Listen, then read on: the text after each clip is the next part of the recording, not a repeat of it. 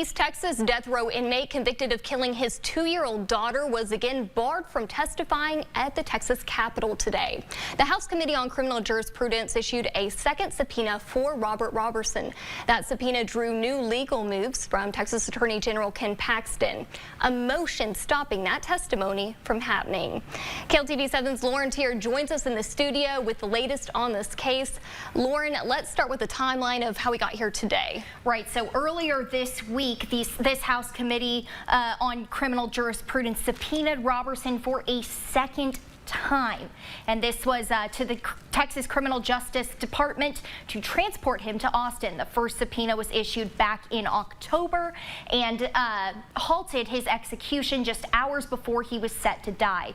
Now, Roberson did not appear for testimony after that first subpoena, and today TDCJ would only allow a virtual appearance, which his attorney said would be too overwhelming.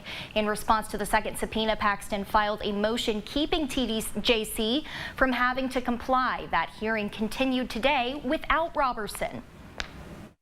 This is what they filed in Polk County. This is a lie. The motion in Representative Joe Moody's hand, filed by the Office of the Attorney General. It reads in part, the subpoena is procedurally defective because it was issued in violation of the House rules, the Constitution, and the Open Meeting Act.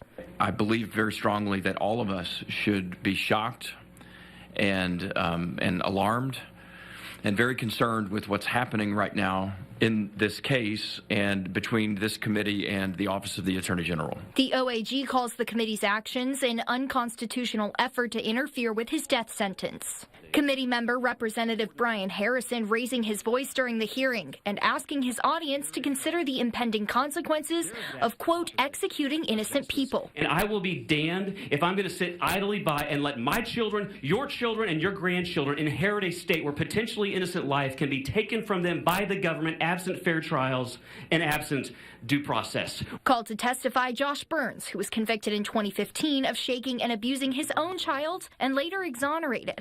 To play fast and loose with a man's life is despicable behavior, and I'm speaking directly to the Attorney General when I say that. Burns argues the medical research done since Roberson's conviction concerning abusive head trauma, also called shaken baby syndrome, is enough to get Roberson a new trial. Being smart on crime means we follow science-based evidence wherever it leads, even if it means we are wrong, especially if it means we are wrong.